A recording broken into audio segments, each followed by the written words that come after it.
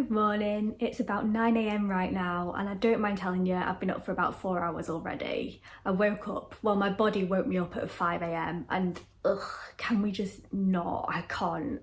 I do wake up a lot through the night normally, my sleep isn't good, but sometimes I can kind of coax myself to go back to sleep. So I was laid there thinking, come on, we can do it, we can go back to sleep. And my body was like, nope, not doing that today. So my pain's not bad. My fatigue is sort of borderline, but cognitively I'm not all there today, so I'm not going to be sat at my desk doing work as much as I normally would. So I thought what I'll do instead, I'll do a little random little daily vlog in case you're not sick of seeing my face already. But I'm going to nip into town this morning, I'm about to go for the bus and I'm going to run a few errands that I've been putting off, including going to the bank. And then I thought when I come back, we will have a play with the AI bot thing that everyone's doing at the minute, because I really want to put a chronic illness slant on it. And yeah, I thought that could be quite interesting. So I'm going to take you along for that as well.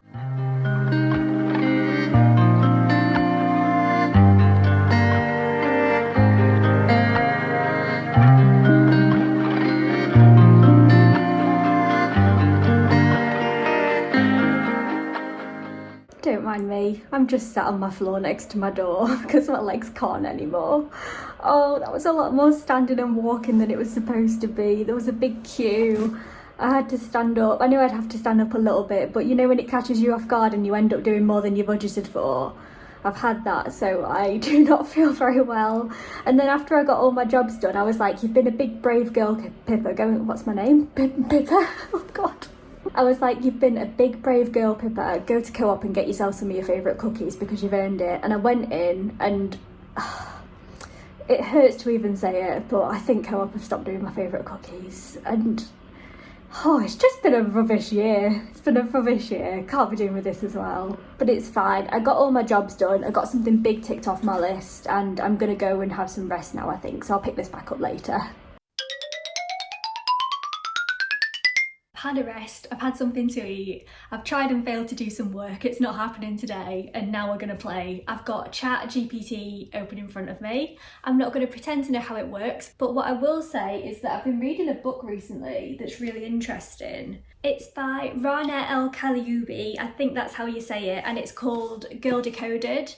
And she is a woman who is basically responsible for bringing emotional intelligence into AI and kind of making the argument why that's even important, because all these things are happening in the world, but it's all very much based on this premise that computers and systems are the solution to everything. And the argument is that if you really do want to have that level of intelligence and that ability to anticipate human behaviour, then there has to be that understanding of emotion in it. Okay, I'm recording my screen. I've got ChatGPT in front of me, and because I'm British, I'm going to start off by saying hello.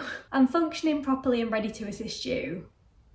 I can't say the same for myself, but we'll go with it. What is a chronic illness? So a chronic illness is a health condition that persists over a long period of time, typically longer than 3 months. Can be caused by various factors, including genetic predisposition, lifestyle choices, environmental factors, and infections. Oh, we're still going. Often require ongoing medical care and management, lifestyle changes to manage symptoms and prevent further complications. Off the back of that, let's try what is ME. Something went wrong. Oh. Okay, right, let's start again. It's annoying that I couldn't do that off the back of the other one, because apparently it's trained to understand like what response you anticipate based on the questions you've asked before. So, oh wow, we're going a lot quicker this time. ME stands for myalgic encephalomyelitis. Complex and debilitating neurological illness that affects body systems. The most common symptom is persistent and unexplained fatigue. Exact cause is not yet fully understood, and there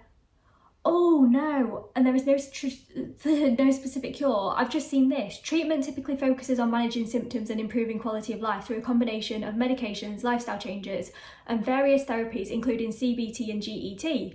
That's not great if you're not in the ME community. GET, graded exercise therapy, is very controversial. It's caused many people to become a lot more unwell than they otherwise would have been, myself included. I wonder if I could come back at it. Is GET safe for people with ME? The use of graded exercise therapy as a treatment for ME is a controversial issue, and the safety and effectiveness remain a matter of debate. While some studies suggest it can help improve symptoms, others suggest it can actually worsen the condition, especially if it is not implemented carefully and proper monitoring. Yes, okay, right, yeah, that kind of more where we are as a society in the UK at the minute. I'm just going to let this go, but the reason I find this interesting is because obviously this is data that's been pulled from the internet, and I did naively think that maybe the narrative around things like this was changing, but the fact that this is what has being pulled up by AI means maybe we're not as far along as I thought we were. Do you know what? I'm going to move away from Emmy because it's depressing me a little bit. So let's think about, do you think AI has positive implications for a person's health and well-being? See, how do we know that this isn't a biased answer? Okay, so it's saying that the positive implications, examples are improved diagnostics, personalised medicine. It can help develop personalised treatment plans based on unique medical history, genetic makeup and lifestyle factors. It's important to ensure that AI is developed and used ethically and responsibly to ensure that patient privacy and autonomy are protected. Yeah, fair dues, fair dues. What can I ask it that I don't have answers for? How do we get more employers to care about inclusive recruitment for disabled people? Raise awareness, provide training, create partnerships, offer accommodations, that should be the bare minimum, but fine. Lead by example, develop policies and utilise resources. What is Astrid? I'm a bit nervous to see the response to this. Astrid is a UK-based charity organisation that connects skilled professionals who have long-term conditions with businesses that need their expertise. It stands for Available Skills for Training, Refreshment, Improvement, Innovation and Development. It was founded in 2018 by David Schutz. It aims to help people regain a sense of purpose, self-esteem and financial independence by providing opportunities to use their skills and expertise in the workplace. It's still going, it's still going. It's non-profit, relies on donations and funding from corporate partners, yes, true. Also provides support and guidance to job seekers, arguably that's the biggest bit, okay. Oh, it's even given us some compliments. It says, overall, Astrid is an innovative and inspiring organisation that's making a positive impact on the lives of people with long-term health conditions by helping them to find meaningful employment opportunities. Which is nice to hear. The interesting bit about that is because I write a lot of the content that Astrid uses and the content that goes places. So in here, I can pick out phrases that I've written, and a lot of the stuff in here is worded the way that I would, but a lot of the stuff is completely like different, and it's like almost like a different twist on it. Like, I don't ever remember writing it helps people regain a sense of purpose, self-esteem and financial independence. I don't think we've ever said financial independence because that's a bit of a grey area, what with the social security system in the UK. I've just had a thought and I'm trying to work out whether I'm brave enough to do it, because I might not. Oh god, right, I'm gonna do it. Who is Pippa Stacy? What? No! What? No! Okay, half of this is correct and half of this is incorrect. So it says, Pippa Stacy is a British disability and chronic illness activist, writer and speaker. She was diagnosed with ME in 2016. No, I wasn't, it was 2014. She's a regular contributor to various publications, including The Guardian, BBC and HuffPost, definitely not a regular contributor, where she writes about disability issues, chronic illness and the impact of social inequality on health outcomes. Not really. She's also a public speaker and has given talks on topics such as disability inclusion, healthcare accessibility and the importance of patient advocacy. Yeah, right, fair enough. In addition to her writing and speaking work, she's an active member of the disability and chronic illness community. Advocating for greater awareness and understanding. She is a co-founder of Spoony Village. No, I'm not. An online community for people with chronic illnesses. Overall, Pippa is a powerful voice for disability and chronic illness advocacy in the UK and beyond, working to raise awareness and improve the lives of people with these conditions. That's so weird. That's really weirded me out. Can I report that that's not right? Like the Spoony Village thing, I used to run a social enterprise called Spoony Survival Kit, so I'm wondering if that's kind of come from there. Is being a disabled influencer making me a narcissist? Being a disabled influencer does not automatically make someone a narcissist. Good to know. It's a personality trait characterised by grandiose sense of self-importance, lack of empathy for others, and a need for admiration and independence. It is not necessarily related to one's disability status or profession. Being an influencer does require a certain level of self-promotion, however this is not necessarily indicative of narcissism. Many use their platforms to raise awareness of disability issues and advocate for greater accessibility and inclusion, which can have a positive impact on the wider community. That being said, it is possible for anyone, including disabled influencers, to display narcissistic traits. It's important for individuals to regularly self-reflect and ensure they're using their platform in a positive and productive way rather than solely for personal gain. What is Life of Pippa? Life of Pippa is a blog and online platform founded by Pippa Stacy. It aims to raise awareness of disability issues, challenge misconceptions and promote inclusivity and accessibility in society.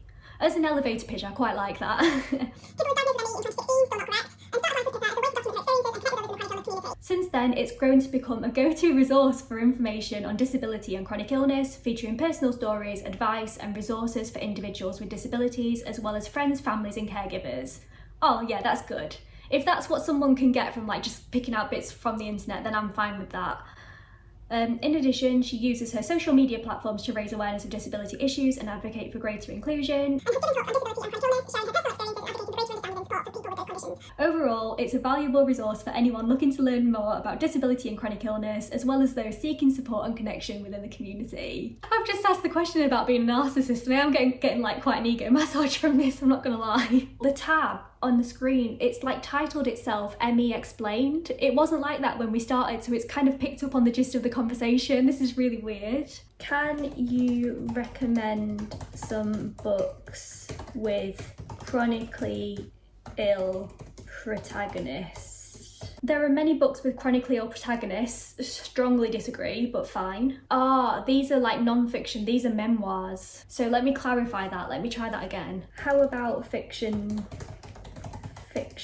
books? It's typing a lot slower for this one. I wonder if it's because it's harder to find the info. The Fault in Our Stars, I should have guessed that would be the first one. Okay, everything. No, I'm not going to say anymore in case anyone's not read it. That's debatable whether that one should be on there. The Memory of Lie, I've not heard of that one. The Bell Jar by Sylvia Plath. Oh my god. I mean, that's a bit extreme, and that's mental illness.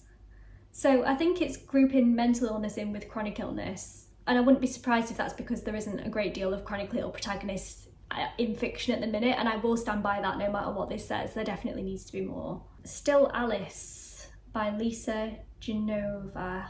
Okay, well I've got two I can go away and look into, fair enough. What are some movies and TV shows with chronic illness representation? The Fault in Our Stars, fair enough. Me Before You, strongly hated by the disability community, but fair enough. The Big Sick, 5 Feet Apart, Atypical. I really need to watch Atypical. The Good Doctor, The Mindy Project, Chasing Life, Sick Note. Orange is the New Black. Who says one of the main characters has MS? I can't remember that. It was a long time ago that I watched it though. I can't remember who that is. It's important to know that while these offer representation, it's crucial it's accurate and authentic, and that the experiences of people with chronic illnesses are not romanticised or minimised. Right, I'm going to do one more and then I'm going to turn it off. How can people with chronic illnesses live their best life? Asking for a friend. Build a support system, manage symptoms, prioritise self-care, stay engaged in activities, advocate for oneself. It's worded all of these things quite mindfully. It doesn't feel like it's just picking up and dropping facts from all over the internet. It's worded in a way like you would communicate it if you were communicating to somebody who had a personal stake in these things. Oh, it's still going, right, okay.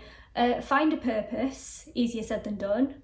Accept limitations, also easier said than done. It's also important for people with chronic illnesses to work closely with their healthcare providers to manage their condition effectively and prevent complications. Again, easier said than done. Wouldn't that be nice? Right, I need to stop. I need to put it away. I did have to take it really easy and be careful for the rest of the day. It did start snowing later on, which was cool to see, and I thought I'd leave you with a few clips of my new toy. This is a light projector. It's the Pluto Dream Light one, and they did gift this, and I do have a discount code which I'll leave below. But it's a light projector, and I've always wondered whether they're worth the hype, but I'm just going to leave these clips in here and I'll let them speak for themselves. I absolutely love it. But thank you so much for watching. I really appreciate you being here. You can subscribe if you want, and I'll see you next time.